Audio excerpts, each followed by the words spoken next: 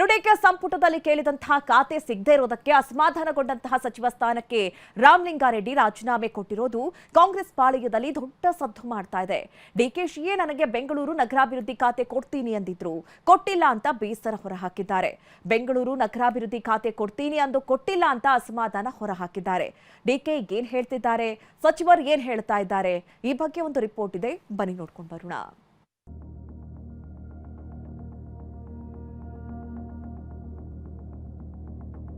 ಡಿಕೆಶಿನೇ ಬೆಂಗಳೂರು ನಗರಾಭಿವೃದ್ಧಿ ಖಾತೆ ಕೊಡ್ತೀನಿ ಅಂದಿದ್ರು. ಅದಕ್ಕೆ ನನಗೆ ಬೇಸರ ಆಗಿ ಈಗ ಆತ್ಮಸಾಕ್ಷಿ ವಿರುದ್ಧವಾಗಿ ಕೆಲಸ ಮಾಡಕ್ ಆಗ್ತಿಲ್ಲ ಅಂತ ಹೇಳಿ ಇವತ್ತು ನಾನು ರಾಜೀನಾಮೆ ಕೊಡ್ತಾ ಇದ್ದೀನಿ. ಕೇಳಿದ ಖಾತೆ ಸಿಗಲಿಲ್ಲ, ಸಚಿವ ಸ್ಥಾನಕ್ಕೆ ರಾಮಲಿಂಗಾರೆಡ್ಡಿ ರಿಸೈನ್.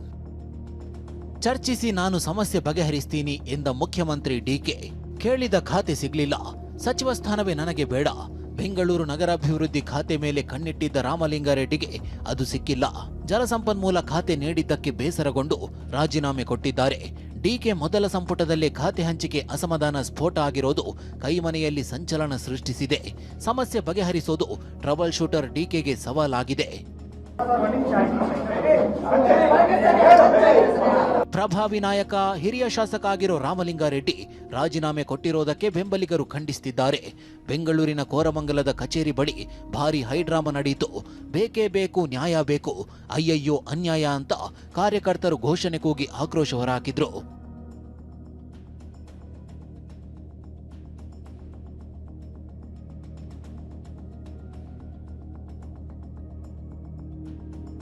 ಅವತ್ತೇ ನನಗೆ ಬೆಂಗಳೂರು ನಗರಾಭಿವೃದ್ಧಿ ಖಾತೆ ನಿನಗೆ ಕೊಡ್ತೀನಿ ಅಂತ ಡಿಕೆ ಭರವಸೆ ಕೊಟ್ಟಿದ್ರು. ಅವರೇ ಸ್ವತಃ ಕೊಡ್ತೀನಿ ಅಂದಿದ್ರು. ಆದ್ರೆ ಇದೀಗ ನೋಡಿದ್ರೆ ಜಲಸಂಪನ್ಮೂಲ ಖಾತೆ ಕೊಟ್ಟಿದ್ದಾರೆ. ಅವರೇ ಕೊಡ್ತೀನಿ ಅಂದು ಇದೀಗ ಬೇರೆಯವರಿಗೆ ಕೊಟ್ಟಿದ್ದಾರೆ ಅಂತ ಶಾಸಕ ರಾಮಲಿಂಗಾರೆಡ್ಡಿ ಅಸಮಾಧಾನ ಹೊರಹಾಕಿದ್ರು. ಅವತ್ತೇ ಶಿವಕುಮಾರ್ ಬೆಂಗಳೂರು ಪೋರ್ಟ್ಫೋಲಿಯೋ ನಿನಗೆ ಕೊಡ್ತೀನಪ್ಪ ಅಂತ ಹೇಳಿದ್ರು. ಆಯ್ತು ಅಂತ ಬಂದೆ. ನಾನು ಅದನ್ನು ಕೇಳಿರ್ಲಿಲ್ಲ, ಅವರಿಗೆ ಅದನ್ನು ಕೇಳಿಲ್ಲ, ಅವರೇ ವಾಲಂಟಿಯರ್ ಆಗಿ ಹೇಳಿದ್ರು. ಆಮೇಲೆ ನೋಡಿದ್ರೆ ಈಗ ಜಲಸಂಪನ್ಮೂಲ ಕೊಟ್ಟಿದ್ದಾರೆ. ನಾನು 2 ಬಾರಿ ಕೂಡ ಅವರೇ ಕರೆದು ಕೊಡ್ತೀವಿ ಅಂತೇಳಿ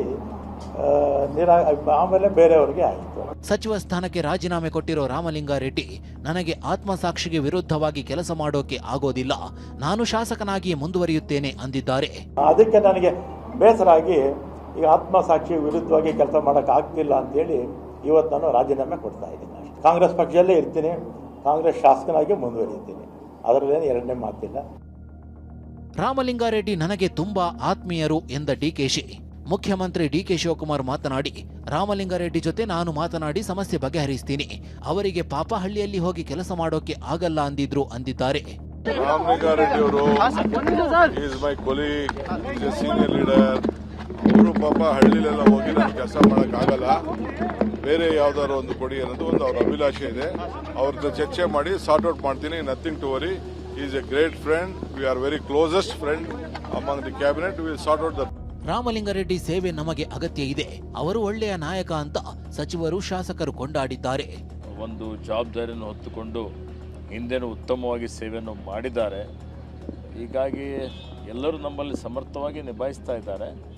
ಅವರು ವರಿಷ್ಠರ ಜೊತೆಯಲ್ಲಿ ಮಾತನಾಡ್ತಾರೆ, ಮತ್ತು ವರಿಷ್ಠರು ಅವ್ರ ಜೊತೆಯಲ್ಲಿ ಮಾತನಾಡಿ ಅವರು ನಾಮಪತ್ರ ಹಿಂಪಡಿತಾರೆ ಅನ್ನುವಂಥ ವಿಶ್ವಾಸ ಇದೆ. ರಾಮಲಿಂಗಾರೆಡ್ಡಿ ಅವರ ಸೇವೆ ನಮ್ಮ ಪಕ್ಷಕ್ಕೆ, ರಾಜ್ಯಕ್ಕೆ ಬಹಳ ಪ್ರಮುಖವಾದಂಥ ಕೊಡುಗೆ ಇದೆ.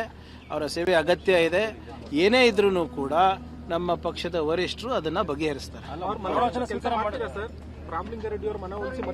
ಖಂಡಿತವಾಗಿ like I told, is very important for the party. ಒಳ್ಳೆ ವ್ಯಕ್ತಿ ಅದಾನೆ.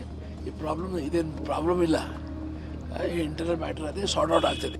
ರಾಮಲಿಂಗಾರೆಡ್ಡಿ ನಮ್ಮ ಪಕ್ಷದ ಆಸ್ತಿ ಅಂತ ಎಂಎಲ್ಸಿ ಉಮಾಶ್ರೀ ಹೇಳಿದ್ರು.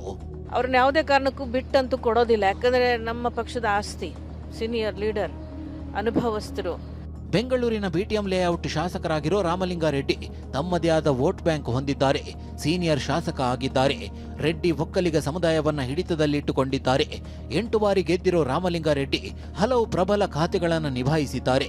2023ರಲ್ಲಿ ಸಾರಿಗೆ ಸಚಿವರಾಗಿ ರಾಮಲಿಂಗಾರೆಡ್ಡಿ ಸೇವೆ ಸಲ್ಲಿಸಿದ್ದಾರೆ.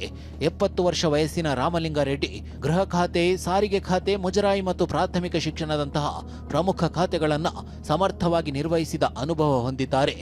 ಕಾಂಗ್ರೆಸ್ ಮನೆಯಲ್ಲಿನ ಬೆಳವಣಿಗೆಯನ್ನ ಬಿಜೆಪಿ ನಾಯಕರು ಟೀಕಿಸುತ್ತಿದ್ದಾರೆ. ಮೊದಲ ವಿಕೆಟ್ ಪತನ ಆಗಿದೆ ಅಂತ ಬಿಜೆಪಿ ರಾಜ್ಯಾಧ್ಯಕ್ಷ ವಿಜಯೇಂದ್ರ ಹೇಳಿದರು. ಡಿಕೆ ಶಿವಕುಮಾರ್ ಮುಖ್ಯಮಂತ್ರಿಗಳು ಸಿದ್ದರಾಮಯ್ಯನವರ ಸಚಿವ ಸಂಪುಟ ಮೊದಲನೆಯ ವಿಕೆಟ್ ಪತನ ಆಗಿರುವಂಥದ್ದು. ಆಡಳಿತದ ಮೇಲೆ ಆಗಲಿ ಒಳ್ಳೆ ಪರಿಣಾಮ ಬೀರಲ್ಲ, ಇದು ದುಷ್ಪರಿಣಾಮ ಬೀರೇ. ಮತ್ತು ಕಾಂಗ್ರೆಸ್ನ ಆಂತರಿಕ ಬೇಗುದಿಯ ಒಳಸ್ಫೋಟ ಇದು. ಜನಸ್ನೇಹಿ ನಾಯಕತ್ವದ ರಾಜಕಾರಣಿ ಅಂತಾನೆ ರಾಮಲಿಂಗಾರೆಡ್ಡಿ ಗುರುತಿಸಿಕೊಂಡಿದ್ದಾರೆ.